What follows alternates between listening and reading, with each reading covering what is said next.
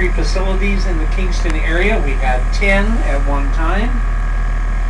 We're now down to 3. The 10 were 2 maximum, 2 medium, 2 minimum, 2 working farms, regional treatment center, and the prison for women. The 3 we have now, 1 maximum, 2 medium. This is the prison for women, acronym P4W. 1930 to 2000. The only one in Canada during that time period. Closed it down, built 5 centers across the country to supplement the loss of this one. Sold to Queen's University. Tore 3 of the walls down, started to work on the inside. Unfortunately, they ran into problems with Heritage Canada because of the locking system. They considered it to be historic. Got an injunction, all the work stopped. It's now owned by the Dornan-Camp family. This is the limestone house ahead, built in 1873, called Cedar Hedge. Commissioned to be built by John MacDonald. Sir John A. MacDonald. He was Sir at that point. Prime Minister. This was for the warden to live in. Now still owned by Corrections Canada. This is their museum. A great museum, great displays of prisoner artwork, poetry, escape tactics, weapons that have been crafted, old cell, new cell. You can see it all in here. If you want to come back to Kingston and spend an hour and a half or 2.5 hours in jail, you can do so by spending $35 or $55. What I'm offering you is a chance to buy your way into jail, right? The jail you will be going into is this one on the left-hand side, Kingston Pan. Now, it was one of the oldest continually operating prisons in the world, the oldest in Canada. 1835 it opened, June 1st, with 6 prisoners arriving. Closed in 2013, decommissioned, and then 2016 they opened it up. The first year. Hour-and-a-half tour for $25, and it was sold out in less than 2 weeks. That was right from April to the end of October. The next year they added more tours, hour-and-a-half and 2.5, and still pretty well sold it out. Last year it was almost sold out again, and it will be open again this year. Everybody, you can see the people lining up to go down the street. First year they were lining up to try to get in the doors, waiting for somebody not to show up.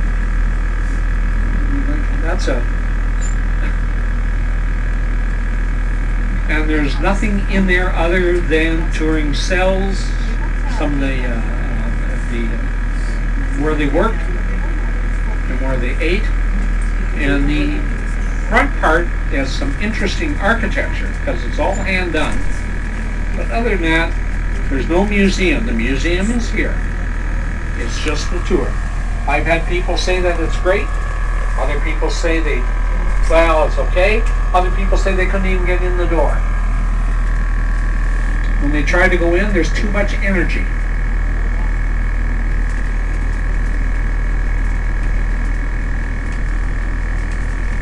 It wasn't a nice place. They incarcerated everybody. Men, women, children. In the early days, there was no separation. The youngest was a boy from Montreal. He was 8. His crime was pickpocketing. He got 2 years plus a day. And while he was in there, they punished him for childlike behavior 47 times with a lash. That's right. The youngest was a female, was 11. And she was punished as well, likely the lash, because that was the favored method of punishment, the lash. Preferred method. We also had the hole. That was a spot for the criminally insane. That's why they ended up building the insane asylum here in Kingston. They were running out of space. Only 26 breakouts from Kingston Camp. Most of them were in the early days. last breakout was Tyrone Khan. Successful breakout, I should say. And how did he get out? It was this east wall with a ladder. This maximum security jail, and he went over the wall with a ladder. And they didn't even know he was gone till the next morning. How can you figure that one out, eh? Anyways.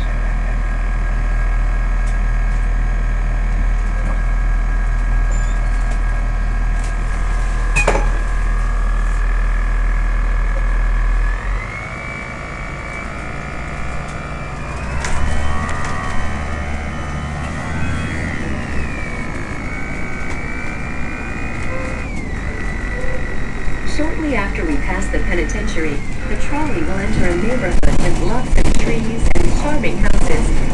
200 years ago, this was Portsmouth Village, a separate address outside Kingston city limits. We'll be passing the village green, Aberdeen Park. The old stone building at the center of Aberdeen Park was Portsmouth Village's town hall. The village came into being in 1784, when it was settled by United Empire Loyalists. After the American Revolution, thousands of former colonists remained loyal to the crown. Many of them migrated north into British territory, where the king offered them generous grants of land. At that time, the nearest settlement to Portsmouth Village was the former French trading post at Fort Frontenac. The United Empire Loyalists took to calling it Kingstown as a sign of their allegiance to George III. Over the years, Kingstown became Kingston. Well, after they built the institution, Kingston Pen, the guards and wardens lived here as well. And then they built Rockwood Insane Asylum, and then the staff had to live out here as well. Fishing, shipbuilding, farming, and fur trading community in its youth. Became part of the city in 1952, and you can see the steeple or the spire of Church of the Good Thief. Unfortunately, that does not have a priest anymore because there isn't enough of a congregation. It's named for Saint Dismas, patron saint of the condemned, and normally a church name for him is inside a jail. Portsmouth Olympic Harbor has docking space for 300 power and sailboats. Kingston built it to host the sailing events in the 1976 Summer Olympics. This is also the scene of the annual Canadian Olympic Training Regatta, Kingston, or CORK for short. Kingston is the freshwater sailing capital of the world. At CORK, sailors come from every corner of the globe to face the challenge of the reliable winds drawn off Lake Ontario by Kingston's unique topography. We're also the gateway to the Thousand Islands, an archipelago that actually includes more than 1,800 islands along the St. Lawrence River. Other cities brag about their green belts. Kingston sits at the center of a blue belt, referred to locally as the Great Waterway. It includes the St. Lawrence River to our east and continues east with the Rideau Canal, then north through over 5,000 bodies of water, west to the Trolley system, and south to Lake Ontario. Kingston is a sailor's paradise.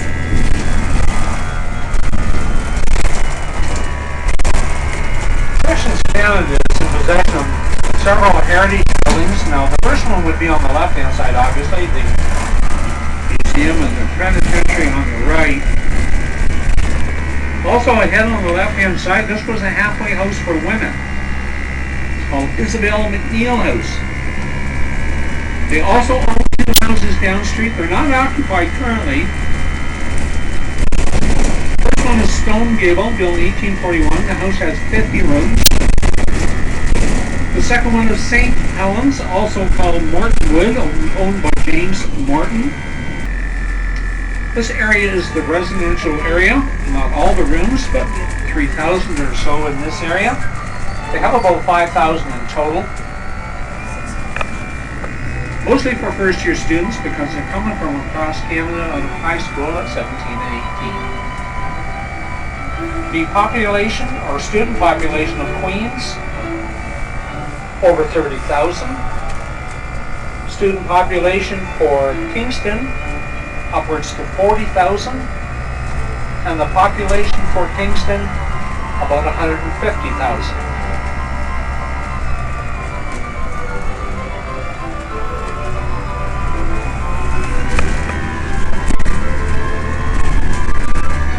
You're now entering the campus of Queen's University. The Church of Scotland established Queen's in 1841 under a charter from Queen Victoria. It was the first degree-granting school in Canada.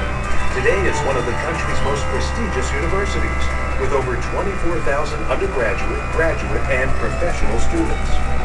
Since beginning classes in a wood-frame building with 13 students, the university has grown considerably, expanding into the fields and residential areas that once stood in this area. Most of the land ahead and to the left was once the university football field, Richardson Stadium.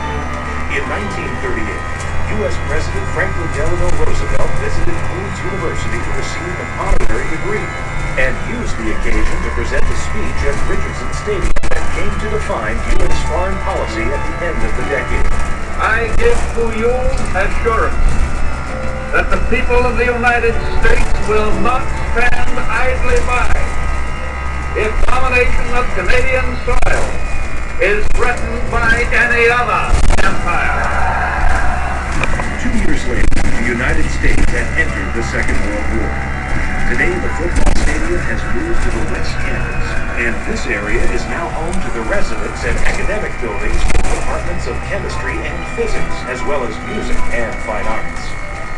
All right, the soccer pitch on the right has 4 levels of underground parking, and the rugby field has underground parking as well. And the main faculties of Queen's Law, Medicine, Engineering, and the School of Business. If you look at the rooftops of the buildings on the right, you can see they're all of similar heights. That's because of a bylaw that dated from 1904 to 1992, limiting the height of these buildings.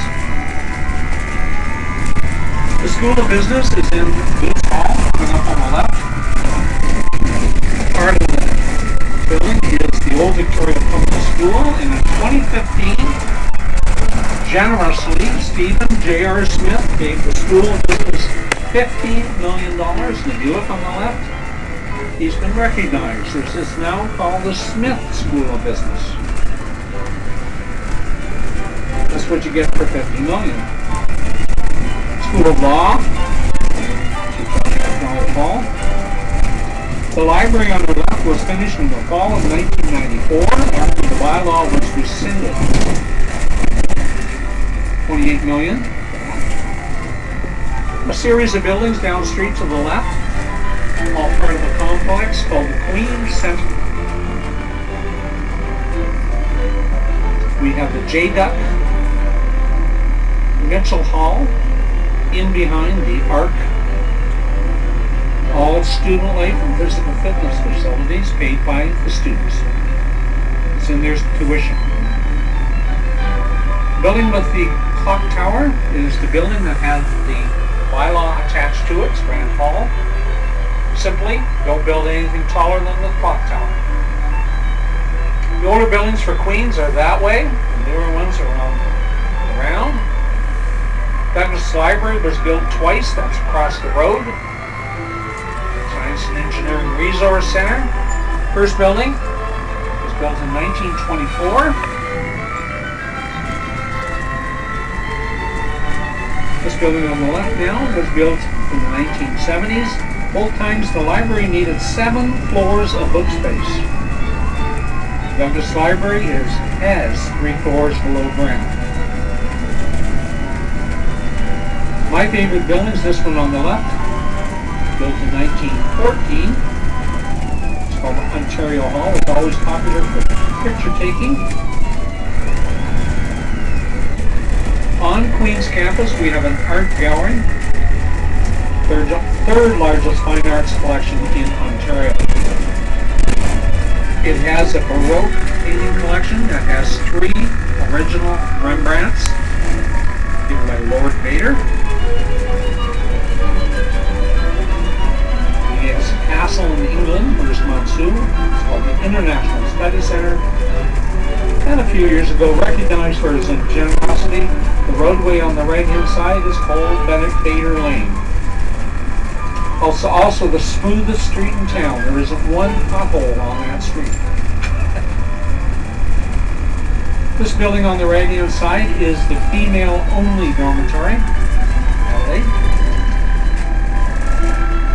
This roadway is known as Stewart Street, named for Archdeacon George O'Kill Stewart. This was his area.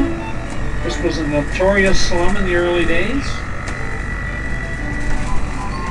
In 1847, typhus. Irish immigrants escaping the potato famine arrived here on ships.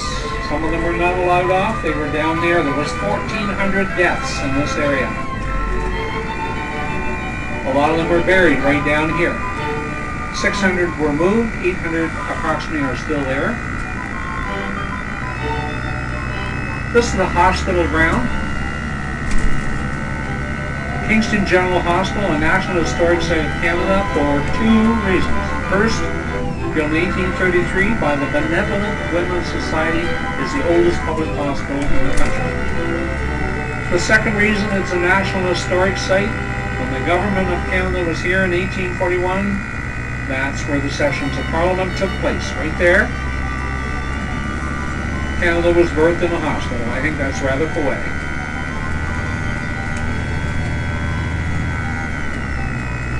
Up the street to the left where the lights are on, that's the Biosciences Complex. And the portion of the building was funded by Bill and Melinda Gates. They gave $6 million towards cancer research. We saw the park earlier, City Park, owned by Captain Henry Murney, sold to the Government of Canada. This was to be Parliament Hill. Now they did have plans, but no foundations were laid. The plans were for the buildings to be built the cricket field. 1857, not choosing any one of those, choosing Bytown instead. Halfway between the two provinces, Upper and Lower Canada. Now the courthouse used to have a jail and gallows in behind, surrounded by a 2-story wall. And Canada did have capital punishment. Kingston had 7 hangings since Confederation. And when there was a hanging, the doors were open for public viewing. So there's the courthouse with similar size, style as City Hall. They're cleaning up the facade. They've taken away the blackened marks from 2 fires, 1870s and 1930s. The fountain will be repaired. It dates to 1904. It costs $600.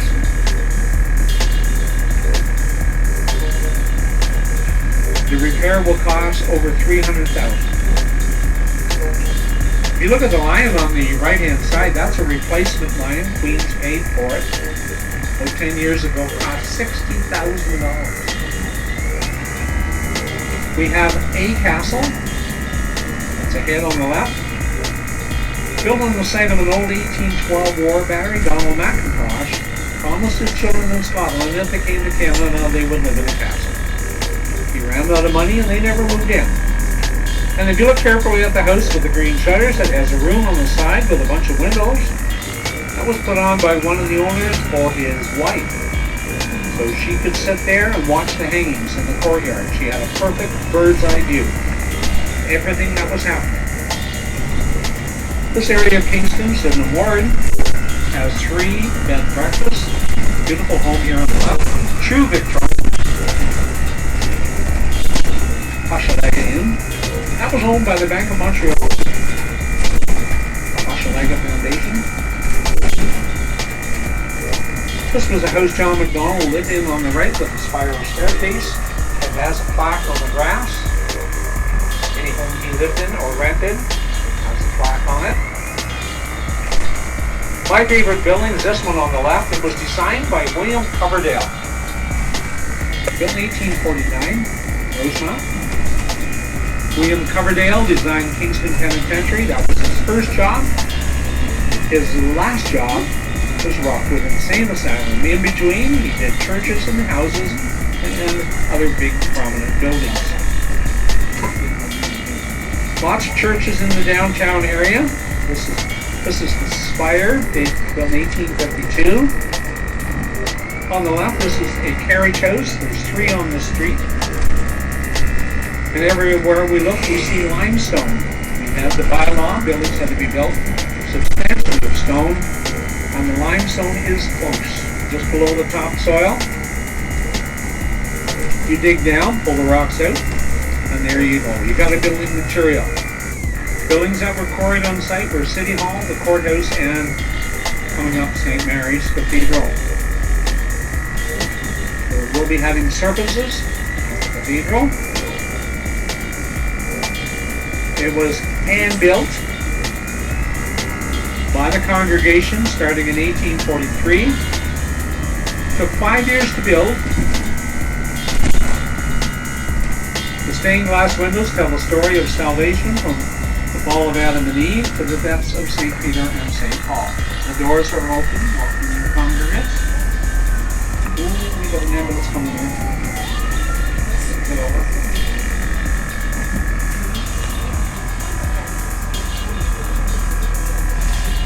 Hospital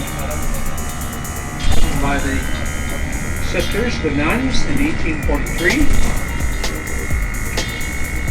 Today it's daycare, or not daycare, it's day surgery.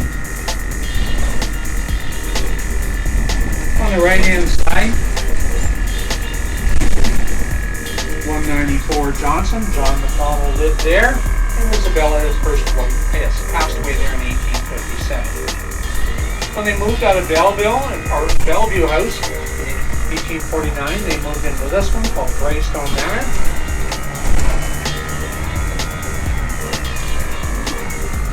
He ran out of money. He was in law practice with Sir Alexander Campbell. And the problem was, Alexander Campbell was doing all the work for 1/3 the pay. And they dissolved their partnership, forcing John McDonald to move into Kingston. The library just opened up a couple of weeks ago. Had a bunch of work done to it. The house on the corner here is the home of Bishop Alexander MacDonnell over at St. George's. It's part of the library. They did a whole bunch of work fixing it up.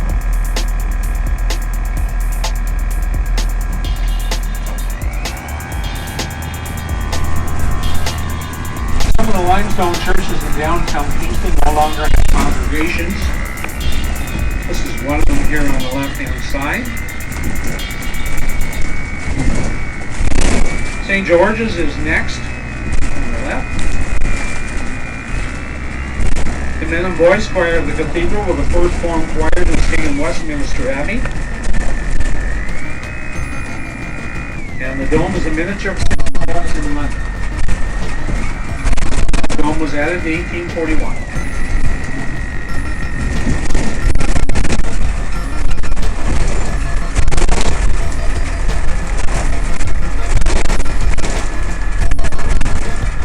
And on the right hand side, used to be Hanley Station, built in 1904.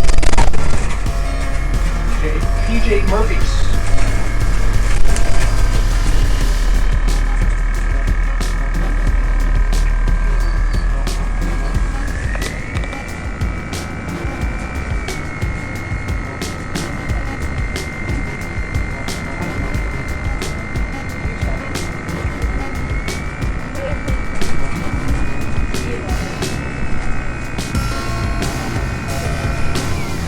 So this building on the left-hand side originally was a family residence.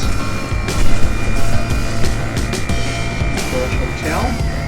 That was built in 1809.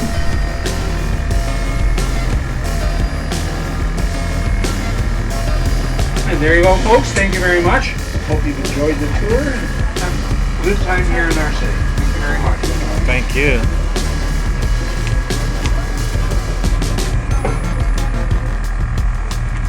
information. Yep. Thank you. Thank you.